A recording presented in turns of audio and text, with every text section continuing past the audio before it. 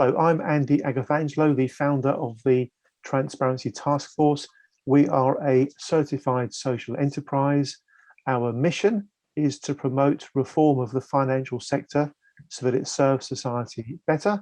And we go about that work in a very collaborative way. Much of our activity is about bringing together the thinking of two types of people. On one hand, there are those that we characterize as having a sense of passion and purpose for the change that we want to see. And the other group are those that we characterize as having the power and the position to make change possible, by which we mean the policymakers, the regulators, the politicians. One of the themes that got the Transparency Task Force off the ground 6 or 7 years ago was the issue of the lack of transparency on costs and charges in pensions and investments. And the whole theme of the value for money question is a theme that we've been returning to many, many times over the years. Today's session, which is going to be lasting for roughly an hour, is all about that theme. It's all about the value for money question. It's all about what people are getting from their pensions once you take into account costs and charges, and once you take into account inflation. And for that, we've got our key speaker tonight, Stefan from Better Finance.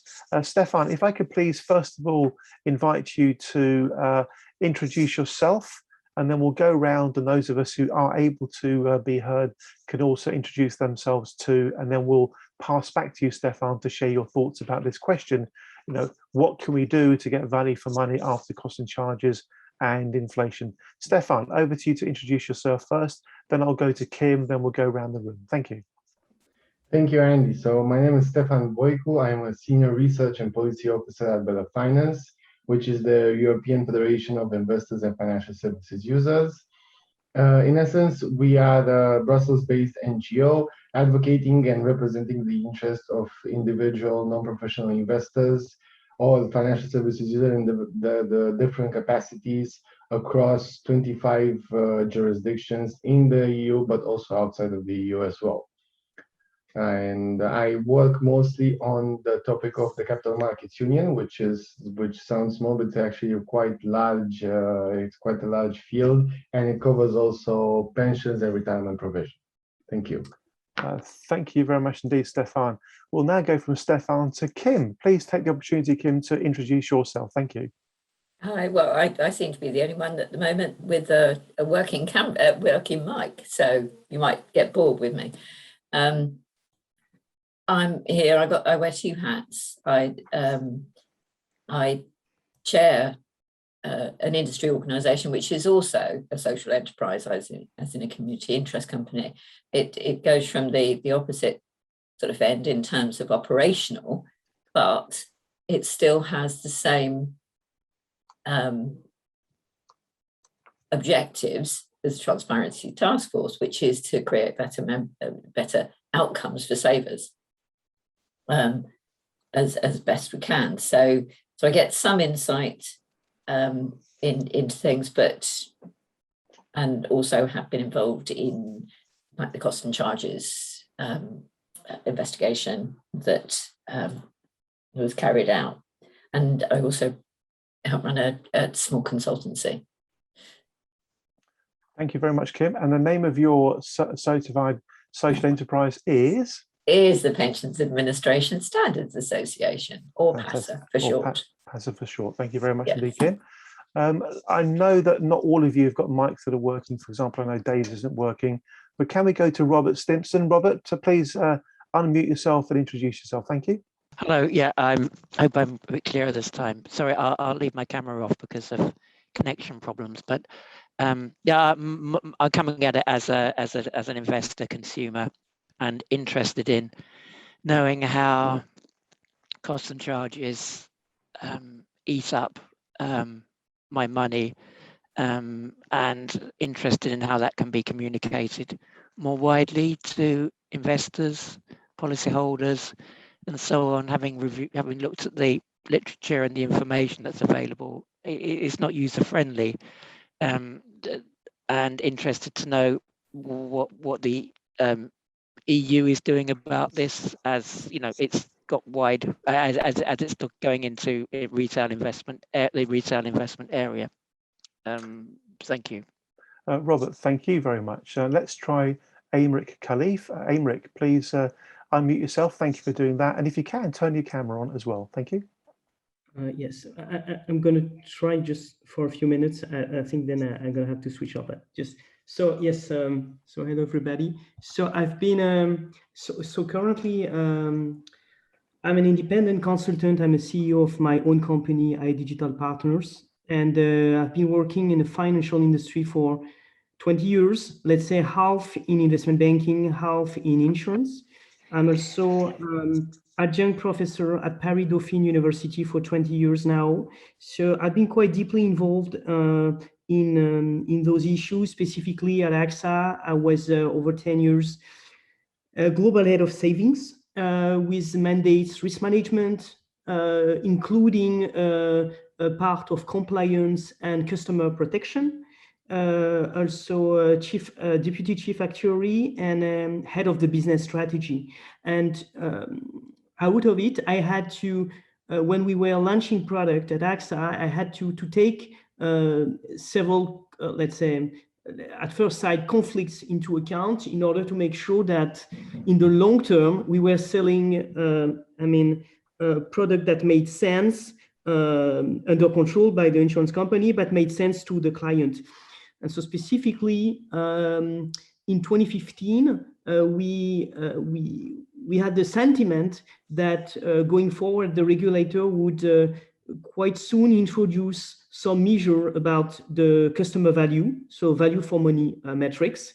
And we specifically introduced it so in 2015. I've heard lately in October, there was a communication from the French regulator about specifically a value for money metrics that is very much encouraged, and I'm sure it's going to be required soon as part of the MiFID II regulatory framework, the also so-called POG, so Product Oversight Governance framework, that is a European framework.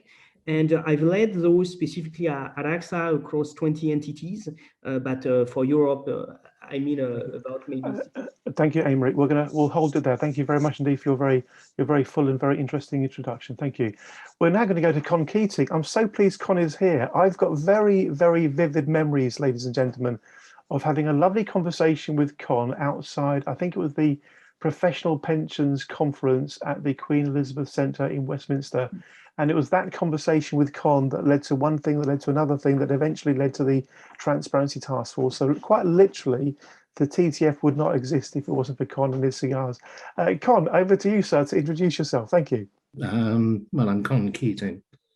I'm long retired, but I do remember the formation or the meetings that led up to the creation of the TTF. In particular, the most important one I seem to recall was in Old Broad Street in Cass Bank's offices with Chris Sear, me, you, and the principal topic actually was the unsuitability of a particular firm for the purposes of auto-enrollment management. Yeah. That we resolved so rapidly that we spent the next 55 minutes of the hour talking about costs and charges. Indeed, indeed. I'm still quite active there. In fact, this week, two things have come along which have surprised me. One was I have just come across a pension scheme that has a range of investments where they are paying insane management fees, between 1.5% and 2.25%. And yet the manager is somehow managing to produce top quartile performance, which is, I mean, it's a manager's dream. It's interesting to see that there is at least one who appears to have been performing it. The other thing which has come to my attention this week concerns USS, University Superannuation Scheme. Now, I am told that even though Mel Duffield, I think, still chairs the CTI, the Cost Transparency Initiative that was created as a result of Chris Sear's IDWG work for the FCA, Mel's at USS, and yet USS do not use the template for cost and fee disclosure that is mandated by the CTI, which I find positively bizarre. Positively bizarre. I'm also told that the people who are most resistant to the use of that template are the internal fund managers within USS. So I think there'll be questions asked by the University Colleges Union about that topic in the coming week or two. Thank you. At least the person who told me about it was suggesting he would be doing that, which is also terribly interesting given that we have lawsuits filed in the High Court against USS just this week. Interesting times. They certainly are. They really, really are. Thank you very much, Deacon, for being with us tonight. Let's go to Igor, then we're going to go to Karen. Igor, please briefly introduce yourself. After Karen, we're going to go to Stefan, who's going to spend roughly 20 minutes or so sharing his thoughts on this topic. Igor, to you, sir. Thank you. Thank you, Andy. So my name is Igor Tasinski. I spent roughly 15 years managing money on behalf of pension schemes and insurance companies.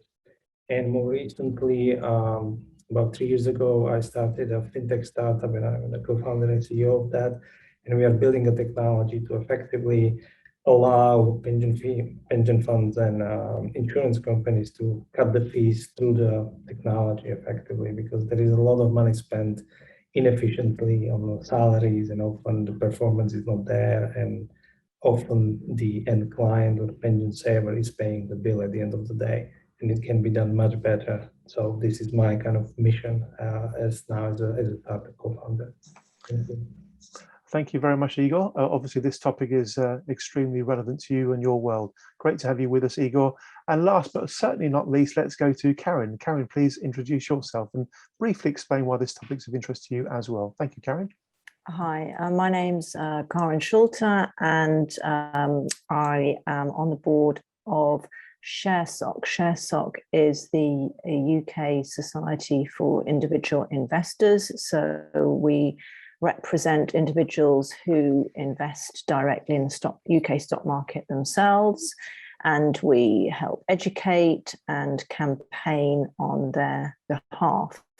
I have a certain focus on education in that area, and producing a education program to help individuals understand more how they can invest directly, but also making them aware that even if they don't think they are already invested in the stock market, that in fact they are via their pension schemes, and to sort of help change some of the mindset and start asking questions about that.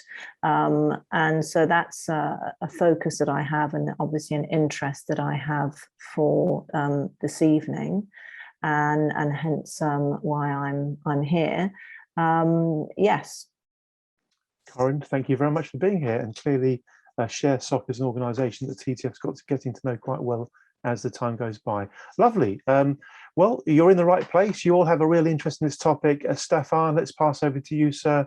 I think you'll be happy for people to make comments and questions as we go to make this as conversational as possible. It's very informal, but essentially, Stefan, what we'd like you to do is share with us you and Better Finance's view on this topic of getting value for money in pensions and investments, and the issues of costs and, of course, as well, inflation. Stefan, over to you. Thank you very much. Thank you, Andy. So I would like to start with a very brief introduction of the main source of our expertise in this topic of pensions and retirement provision, which is our annual report on the real return of long-term and pension savings. It's a project that started in 2013 on the background of a lack of publications reporting on retirement provision vehicles, highlighted by three main factors that were missing. First of all, the long-term nature of the reporting, so more than 10 years, what the OECD used to do at the time. Then all the retirement provision vehicles, so not only pension funds, as the OECD used to publish, because the reality is that in most of the European jurisdictions, it's actually more other non-traditional pension retirement provision vehicles that are used for pension provision than pension funds. And third, we were also motivated by the fact that none of the reporting on pensions was actually done also after deduction of inflation, which on the long term, as you all know, can have a very heavy impact on the money that workers will have at retirement. So we've managed now to cover 17 jurisdictions from the European Union and the United Kingdom.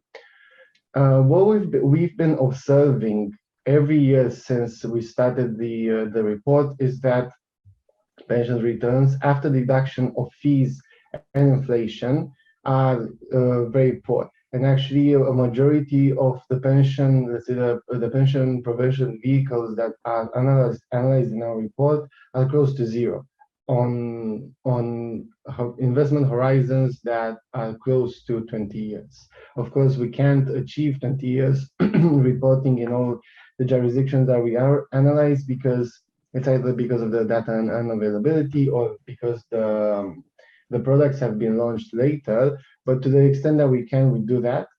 And we've been asking the same question for many years: to what do we owe this poor performance, generalized poor performance of retirement provision vehicles? And of course, the main factor that we always identify was the high level of costs and charges that are deduced from pension products. But it's also we also identified, let's say, poor portfolio allocation. So we see that there are certain jurisdictions in which the majority of pension provision vehicles are invested more than 60–70% in bonds. And as we all know, bonds used to have good yields, but now at least sovereign bonds, which are treated, at least from an insurance point of view, they are treated as risk-free. So this is a form of a state-induced orientation to bonds. This also contributes to the problem of poor pension returns. But since we've been having these discussions on, and we've had them also with the European public authorities, with the European Commission, with the Parliament, with the European Securities and Markets Authority, EIOPA as well, we've been asking ourselves how to actually crystallize them, because with stakeholder debates, there's never a silver bullet on which particular factor is actually the one that generates these poor performances. Especially since we have this disconnect between workplace pensions and voluntary supplementary pensions, which we all know that workplace pensions, the DC/DB funds, are much cheaper than the voluntary ones. And still sometimes it happens that the occupational pension funds, let's say with 0.75% annual charges, underperform the Pillar 3 products, life insurances, for instance, which have twice the level of charges. So in order to address this topic, this year, the first time, we drew inspiration, first of all, from the United Kingdom's Financial Conduct Authority, that has been requiring fund managers for quite a while to report on the value the services and products delivered to customers.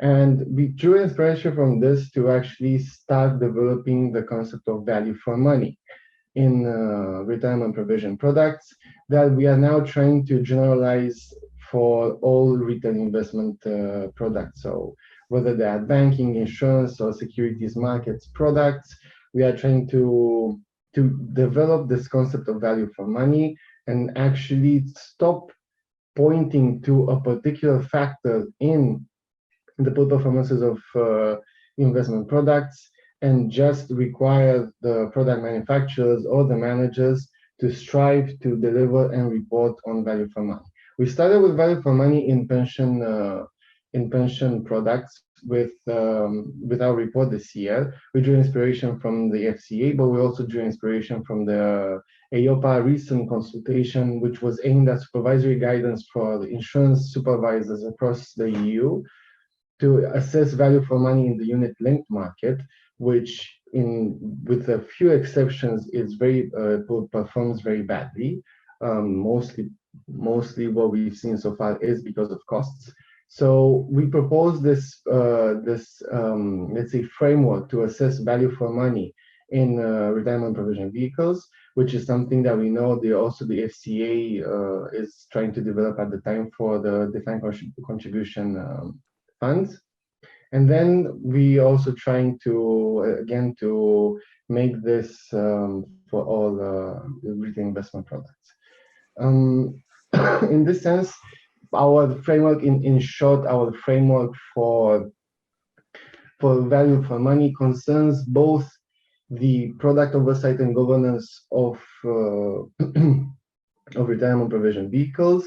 So it starts with key disclosures, but then we also put forward simple and clear full cost and performance disclosure to be made available for the contributors, so they can have a clear picture of what is happening with their retirement savings and to be able to compare with other products.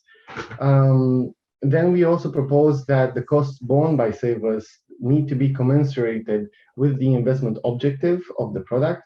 So, for instance, if the product is actively managed and you have fees that are charged for this active management, then the product should overperform the relevant investment universe over a recommended holding period. At the same time, we also propose something that wasn't so often mentioned in the whole debate about performances of investment products, the governance of products, in particular in the area of pensions. So we propose that the governing body of the provider or the product includes at least 2 independent members representing investors.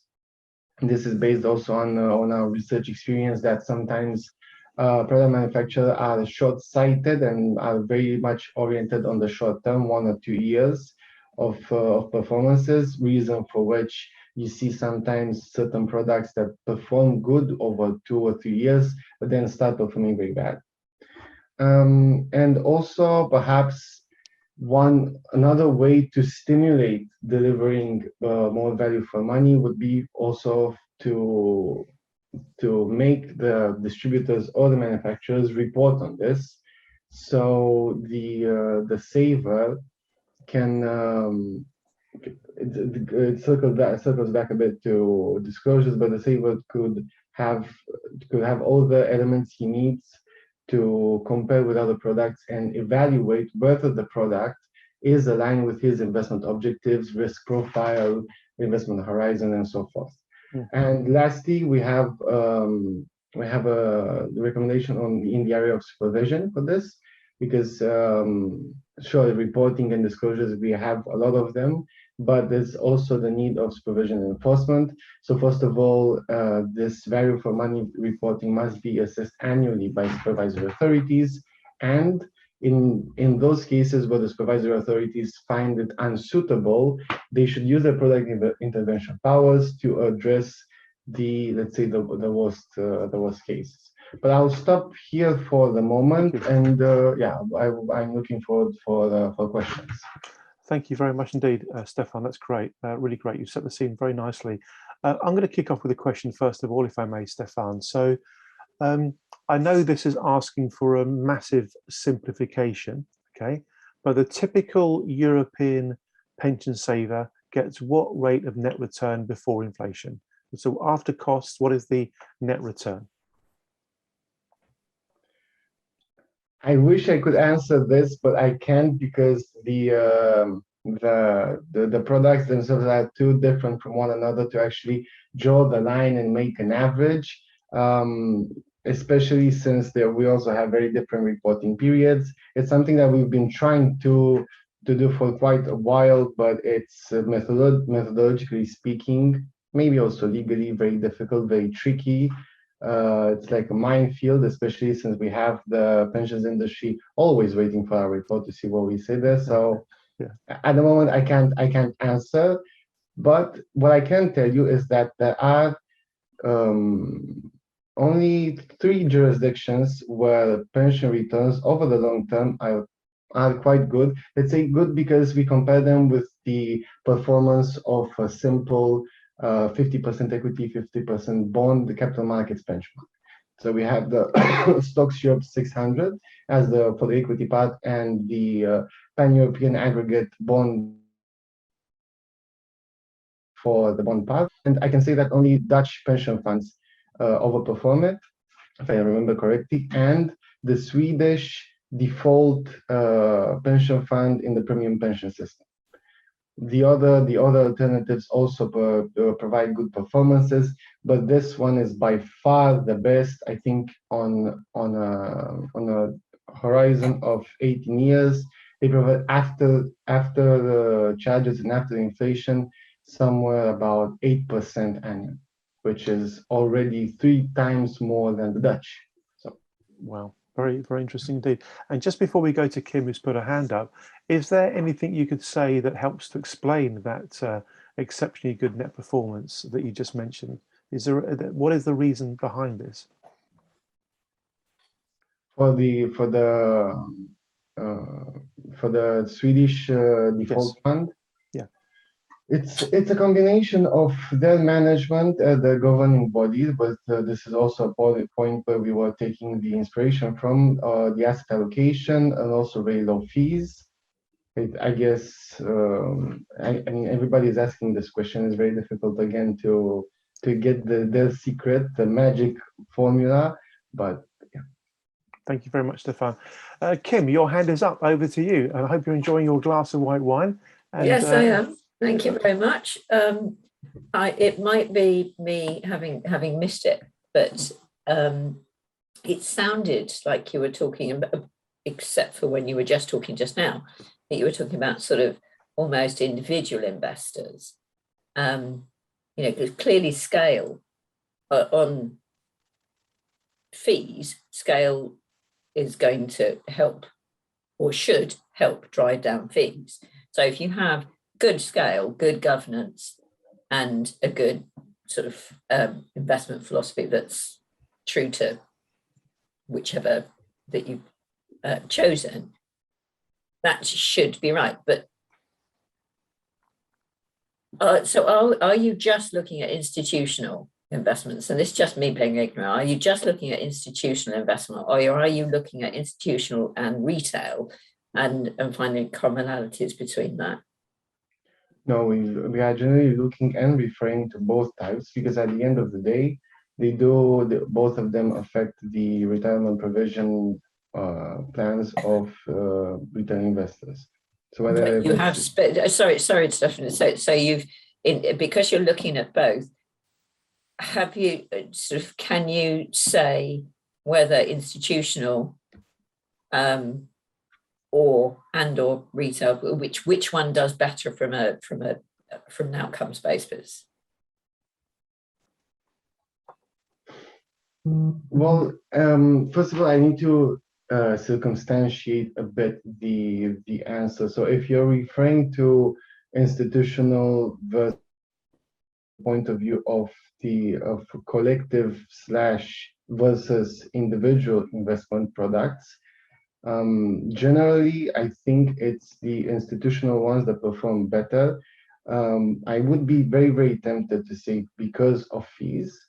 We've also done a report where we analyzed the impact of fees next to other factors that affect the investment returns, and we found that actually fees have the highest impact on net returns. So I would say fees.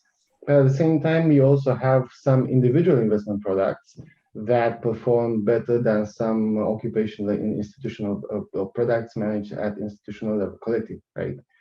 So I think it's very difficult for the moment to say. Probably institutional ones perform better because there's also a difference in negotiation power.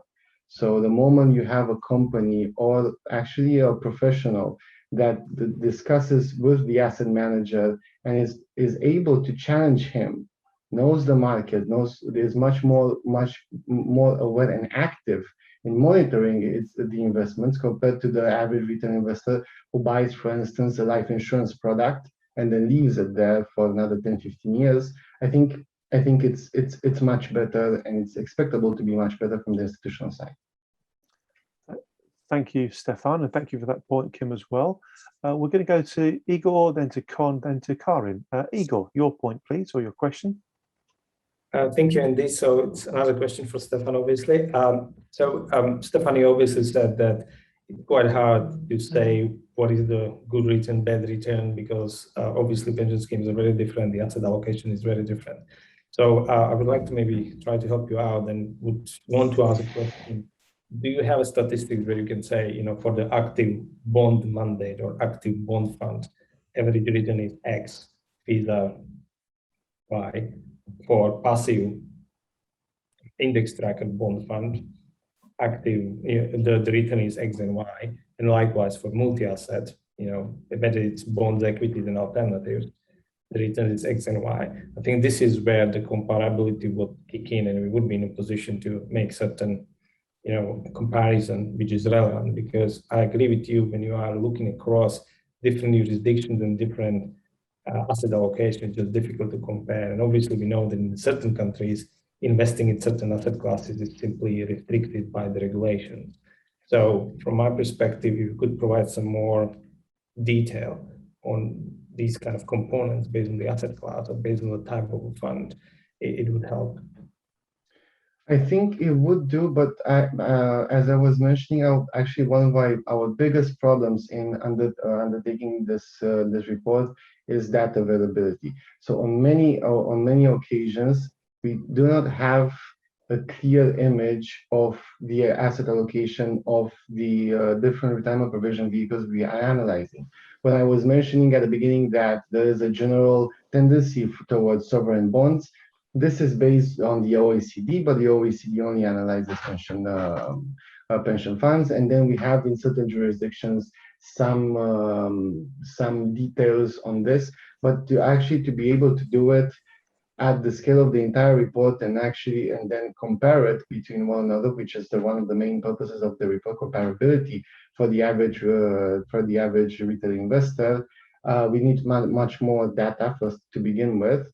But then we also have the problem of the complexity and the technicality of the report. At the end of the day, all the reports that we do produce, we try to be methodologically correct, but we never lose inside the fact that we are addressing to the average individual non-professional investor, which currently in Europe has a low level of financial literacy. So we are trying to keep it simple. And to give you an example of this conundrum that we always find ourselves in, the stakeholders from representing the pensions industry always criticize us on an annual basis the fact that we do not analyze risk-adjusted returns, which would be, I think, it would be neighboring your question or your proposal. And besides the fact that, in our view, it's far-fetched and fairly difficult, not that useful actually for retail investors to know the Sharpe ratio of Jensen's alpha of the pension product. It's also very difficult to them to explain that a pension return is just the difference in values of basically the profit you obtained or not over a certain time period compared to these metrics, which are coefficients, and they are used for something different. I don't know if I did answer your question, but it has a lot of ramifications. We have a sort of meeting with the contributors for our pensions report every year. We try to find new solutions to explain, to analyze, but already the report is 500 pages long. It's an enormous amount of work for our team, so difficult to expand. think technology guys, so when someone tells me there's a 500 pages report and it's a ton of data, I always get excited because I say like the process is highly inefficient. Deploy algorithm technology, you can make it much faster and much better, and the data would make more sense. Again, I don't know what your workflow and what the processes are, but I think if the data is a problem, you cannot source the data in any right format. I think given that EU has a fair bit of a oversight over this, and clearly there is a massive problem, they should be try to impose certain mandatory reporting on these institutional investors in order for you guys to have data you can use. Because if you get a black box and you see the return and you have no idea what is the asset allocation and you don't know what is the risk-weighted return really, then you're just comparing apple to oranges potentially. And what's the point of doing even a 500 pages report if the underlying data quality is poor and therefore the output is unlikely to be great because there is limited transparency on the data. I think what needs to happen first to address the root cause of a problem, which is not having right data to generate that report. Once you have that, we can talk. I'm sure that we can build the algorithms for you guys to become very efficient and very transparent on delivering stuff. Yeah. Perhaps there's a conversation there. And Stefan, forgive me, I forgot to mention this earlier. Of course, please do put into the chat links to where folks can download the report and the huge amount of work that you and your team do, which is wonderful. It really is fantastically forensic. Thank you, Stefan. Please don't forget the links.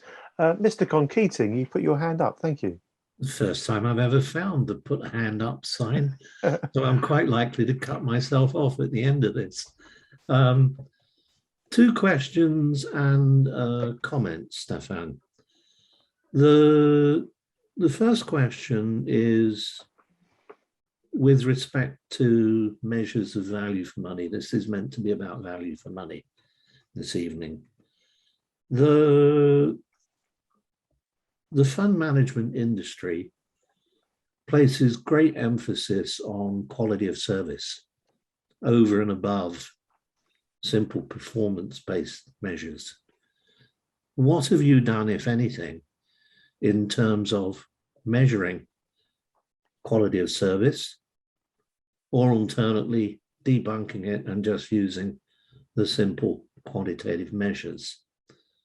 That's question 1. Do you want to try answering that one? Sure. So we are aware, and also we've seen that most of the arguments in general in relation to, because it starts from fees, is actually asset managers or product manufacturers in general, they argue that they have a higher or better quality or additional services they provide to clients, which justify one way or another the level of fees and then the performances. We believe, so first of all, we can't, just to answer very shortly, we can't assess and factor in the quality of the service because, first of all, the quality of the service is fairly subjective, and we cannot draw general lines and compare between so many providers and products. So this would require, to begin with, that we have to get at product level the reporting that we have, and we have difficulties going down to product category. And second, we believe that at the end of the day, if the 20-year real net returns of the pension fund, let's say, are 0.85, as we have in many circumstances, I personally am not sure how does it make me feel better that the quality of the service was higher, because I'm retiring in 5 years. I have very low, a very small pension pot. I'm not sure if this is the most important factor. I don't disagree. Personally, I would debunk the idea of trying to add that into a measure of value for money anyway. Let me leave the other question for later. I suspect someone else will ask it. But I'll offer you a comment. I think it's a mistake to try to cover the entire waterfront with a common set of measures of value for money, largely because the markets are segregated institutionally for good reason. Most pension schemes, for example, in the UK are occupational, as indeed is the case in Sweden and Holland. There are markets for individuals, but most individual saving is into unit trusts and other investments where the gains are taxable on sale.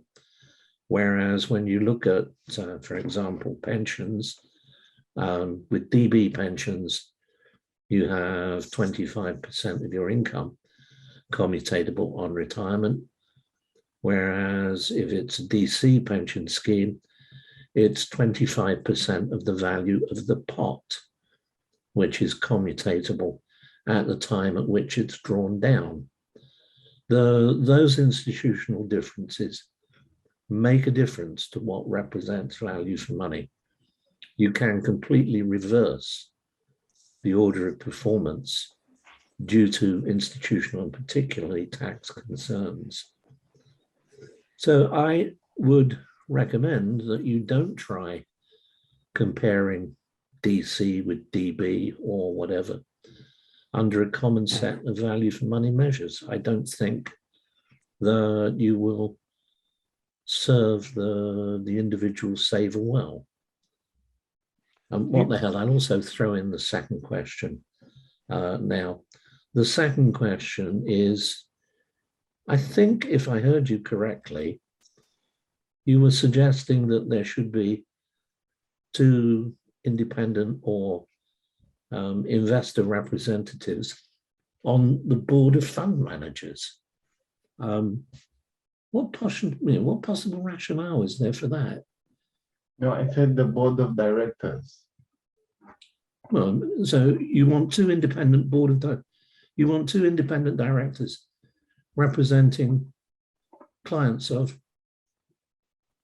fund management companies. I think what Stefan was saying was that it would make sense to have consumer representation at the top of the organisation. I think that was the general gist of what Stefan was saying. I think that's an absolutely insane idea. Why? Why? Because that has nothing to do. They are clients. So you want the man in the street to have the man in the street to elect 2 directors to Marks and Spencer's, or Sainsbury's, or Tesco's. They're consumers, they're customers of, just as the savers are of asset managers. Yes, but I would add here that nonsense. I would add here that financial services and products in general are a very different category of consumer services and goods, because you have searchable, you have experienceable services and goods, and then you have credence goods, which are very different. So I think we generally refrain from making any kind of analogy with other consumer sectors because it's very different. And whereas that wouldn't naturally make sense, as you said, to have somebody, a consumer representative in the board of Marks and Spencer. At the same time, Marks and Spencer doesn't manage your money and is not responsible for your retirement pot. So it's slightly different. And Marks and Spencer's does actually have a money management arm, by the way. That's another topic. Con, am I right in thinking, Con, that in the UK, the FCA mandated that there needed to be, is it at least 2 independent non-exec directors on the boards of asset management firms to help ensure the consumer agenda, particularly value for money, is being dealt with? Or have I misunderstood that? I think you've misunderstood it. How does it work then? I think the requirement is 2 independent boards, 2 independent directors to ensure good governance. Good governance, okay. That's not consumer representation. Right, and do they, it's a genuine question because I may have got myself confused. Do they not have a remit to help ensure that the firm is providing good value for money for the customers of the asset management firm? No? Well, the FCA has suggested that all fund managers should be reporting value for money. Yeah. But there's actually no obligation to produce value for money. You are free to use the what would I call this? The get out of jail card, referring to service.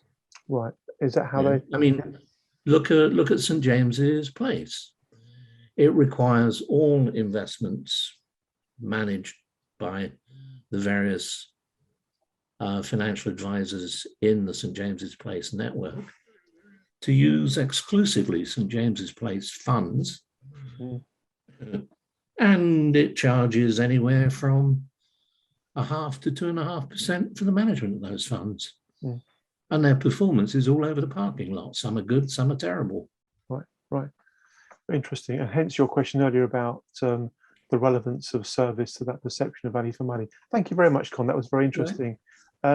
Karin, thank you for putting your hand up and being there patiently for us. Please, if you can, turn your camera back on, Karin, and make your point. Thank you. Yes, I think the horror of hearing a 500-page report and not being able to compare data, that's already for the retail investor over Red Rover. It's not going anywhere. So we've got to understand what is the purpose of this and who is the information valuable to, and how is that information going to come across. And I think it's very important because people in the UK, if you ask them where their pension is and what are the fees for their pension, they don't know. If you ask them where is their pension invested, they can't answer that question. If you go to Australia, they can answer that question. And I would argue in the States, it's a bit different. So I don't know if there's other countries outside of your jurisdiction that you look at where you think actually the process is better and working better and has more transparency, and why that is working. And if you go to Singapore, for example, that's another one with their CPF scheme, where individuals are much better informed and inform themselves on their pensions. And that's just one element to take, not just to be too inwardly focused on certain countries and how can we improve, but also to be outwardly focused on who is doing it better. Are there other ways that is communicated?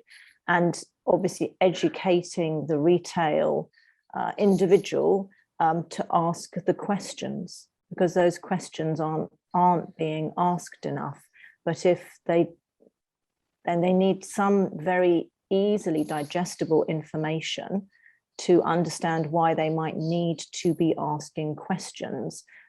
But a 500-page sort of analysis will not make that happen. So it's all about how you want to use that information and to make it real. Absolutely.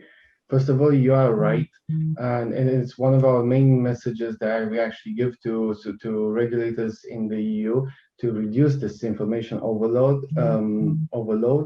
In fact, what we've been doing, we've prepared already last year a booklet, a simplified booklet that had 4 pages per jurisdiction, where we showed the summary return tables per standardized holding periods. So very simple, 1, 3, 7, 10, and whole reporting, 10 years and whole reporting period.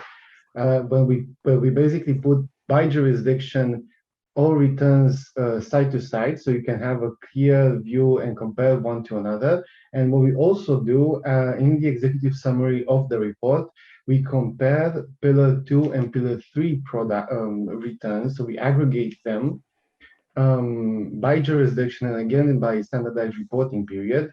So in this sense, so far, this is the highest level of comparability we managed to achieve.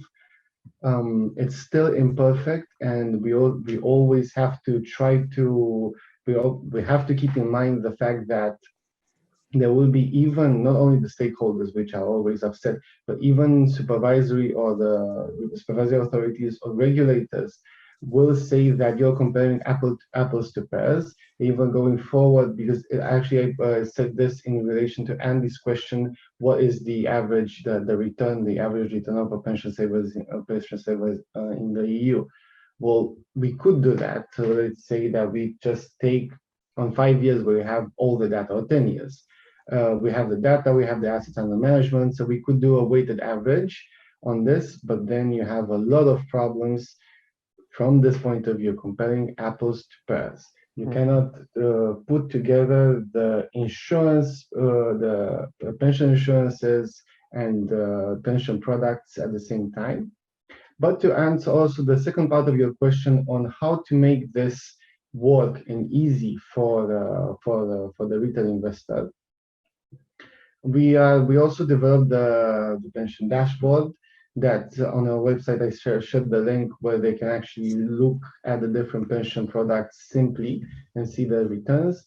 But we are working at EU level, first of all, on the national pension tracking system, individual pension tracking system and the national pension dashboards. So with the individual pension tracking systems, for each individual saver in the EU, there would be this platform that would take the data from all his retirement provision sources. He would put it on this platform, and he would, first of all, on the first layer of the platform, he would have all the information, the essential information about his retirement provision plans. So he would have the accumulated savings. He would have a sort of an estimation with which we are not very happy about what his savings, if he continues as such, will provide him at the end of his working life, which is based also on life expectancies and so forth, working life, and then the rest. And then the layering idea would be that the more interested you are, the more you can go into detail and actually see where this pension pot, accumulated pension pot, comes from. If it's state pension, private pension sources, if it's occupational, if it's individual, going over further into, you can see the returns of each of your pension products and so forth. And this is all based on behavioral finance research that we also suggest to EIOPA to drive. It's part of financial education. You need to drive the question making and the cognitive process of the retail investor towards the correct questions. Yeah. So would you say that the Swedish ask the best questions? The best questions asked by Swedish individuals about their pension.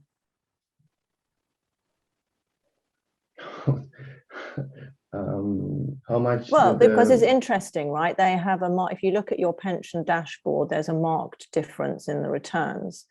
And there's is there a cultural mindset there if they have better education, that they're asking more questions, and therefore that's having an effect in that direction? And so it's about the effect of the individual.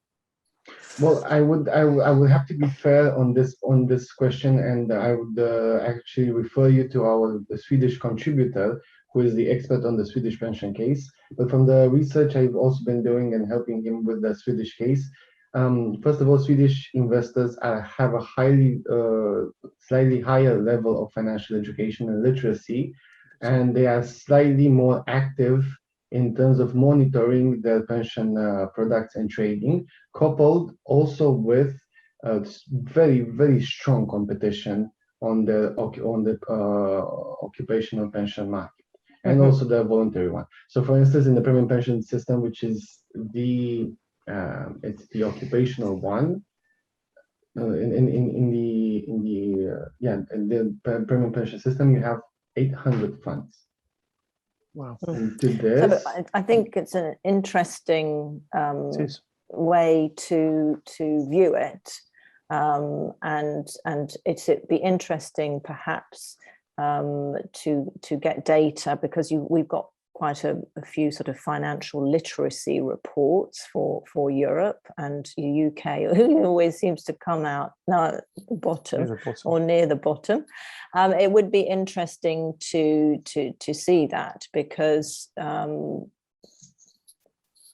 that can drive a powerful change. I've never thought of this point before. You're raising an issue that I've never thought of before. What you're saying, Karen, is that the better, if you like, the better educated the consumer, the more literate they are, the more they can challenge, the more they can drive good outcomes, because they're challenging to drive good outcomes. I've never thought of that. That's really interesting, Karen. Let's go to Igor, then to Con, then we'll start bringing the session to a close. Igor, over to you, please. Thank you. Thank you. So I'm just kind of, absorbing all that information about, the consumer involvement, and then I'm trying to look at, what's the regulator role, FCA and, IOPA. And I mean, from my perspective, it just, even if you educate a consumer, there is just limitations on how much they can grasp and how much they can absorb and learn and make the right decisions. I mean, I've been in the industry for 20 years plus. I have 2 master's degrees, etc. Okay, I have all the knowledge I need to make smart decisions. But 99% out there don't have that. And you cannot really expect those people to be in position to make such important decisions. I think it should be on the regulator's shoulders, FTA, to effectively just going back to these pension funds and saying, like, look, guys, you're doing a poor job. The problem is, if you talk to the regulator, many people have no idea how the money is managed, have no idea how to challenge the asset allocation, and they just come up with a process or procedure which you're supposed to follow. That's why the whole system is just so badly broken. That's why there are so many inefficiencies in this, because the asset managers are not going to vote for change, because it's not good business for them. And consumer cannot challenge it because it doesn't have a skill set or education to do so. And the regulator is just sitting on the fence and saying, well, we put the process in place, it is what it is, and well, it's not great, but there is not much we can do. And I think it's on the first place, fault of the regulator, rather than anybody else should be blamed for it, because asset managers are not going to change unless you make them to. And if you, as a regulator, cannot really challenge what they are doing, how do you expect industry or a pension saver having any better outcome in the future? It's not going to happen. Well, I would just come back with two mentions to your remarks. First of all, we have a thing at the finance that being a consumer or financial services user is not a full-time job. So it just, as you were saying, even if you have all the knowledge and the necessary to understand these issues, you cannot do it on a constant basis and monitor everything. And coupled with this, it's actually in the law at EU level to promote simplicity. And when we are referring to consumer disclosures, we are always asking the supervisors and regulators to promote simplicity, to choose wisely the key information we disclose to retail investors, at least at the forefront, let's say at the first layer, that enables them, first of all, to make an informed investment decision, and second, to make comparisons between the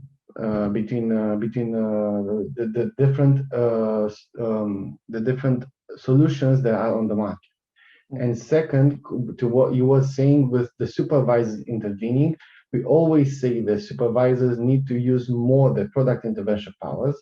But even in these cases, it's very difficult to use your product intervention powers, with the exception of toxic products, very complex products, and so for those that really perform very bad or have bad consumer outcomes. We have to remember at the end of the day, it's still commercial freedom, and you cannot force. It's not really commercial freedom; it's exploitation of naivety of a consumer. It has nothing to do with the commercial freedom.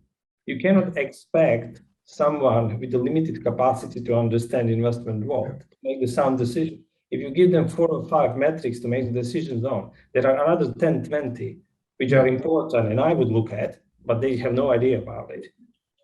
So you cannot fully agree. Expect those people to be in a position to make the right decisions. And I support freedom of competition.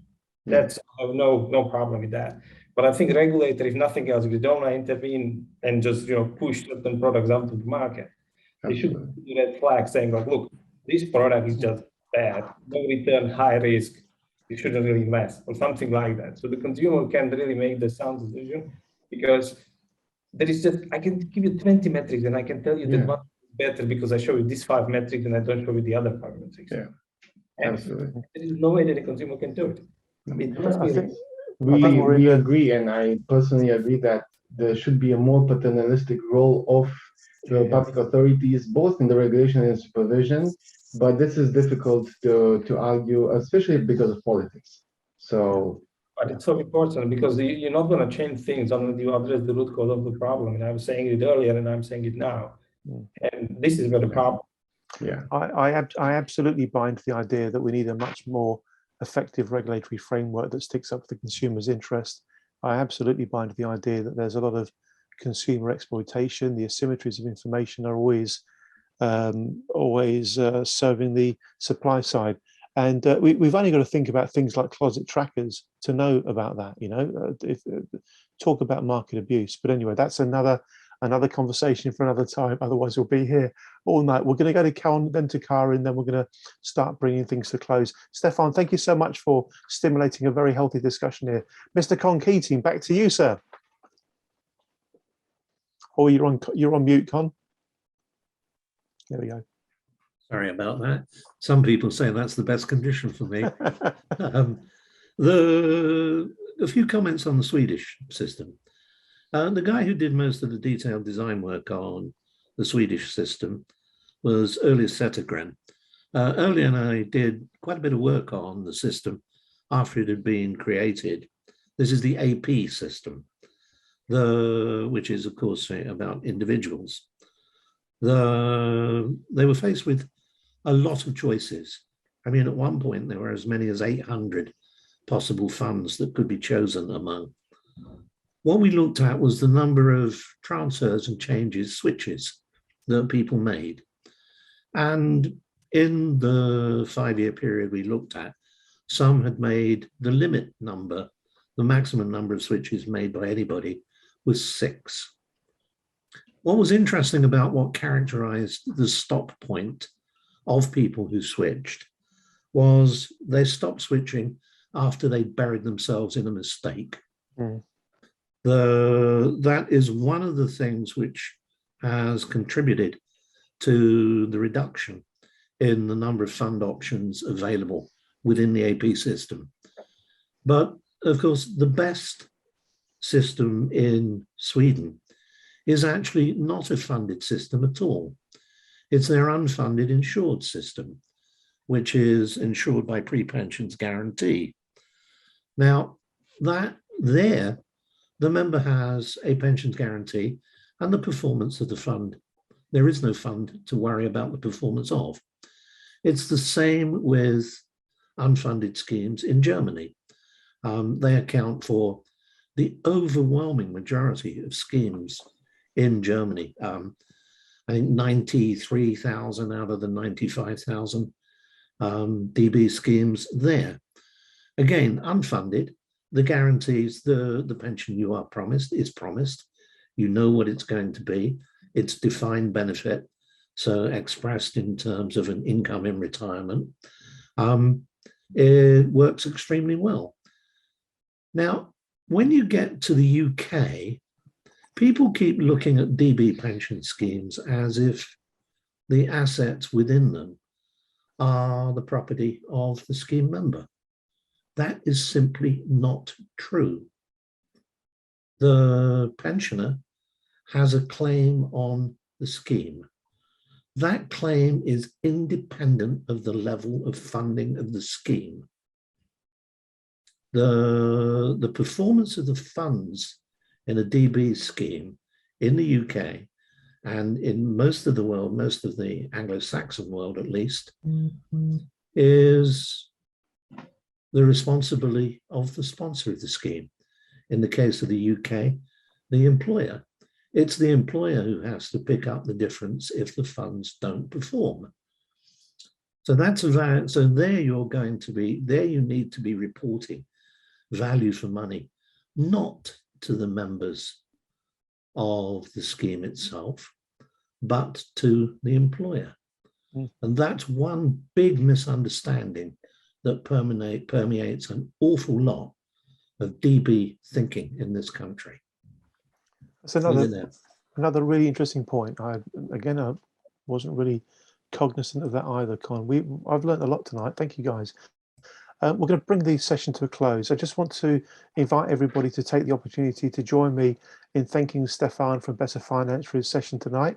Thank you very much indeed for providing the links to your great work and for all the work that you and your colleagues do over in mainland Europe on behalf of the savers and users of financial products over there. And I just wish we had the equivalent of a Better Finance over here in the UK, properly campaigning for this kind of thing, because my goodness me, we could do with it. Please show our appreciation to Stefan. Thank you very much indeed, sir. Thank you. Thank you, Andy. Thank you, Con, Karen, Igor. It's actually a lot of food for thought for us, and it's good ideas. So for sure, I'll take it up with the contributors for the next year's edition. Thank you. Thank you very much indeed, Stefan. Thank you. Okay, well, guys, we'll wrap it up there. Cheers all. Have a good rest of your evening. Thank you very much indeed. Thank you. Bye-bye. Thank you. Bye-bye.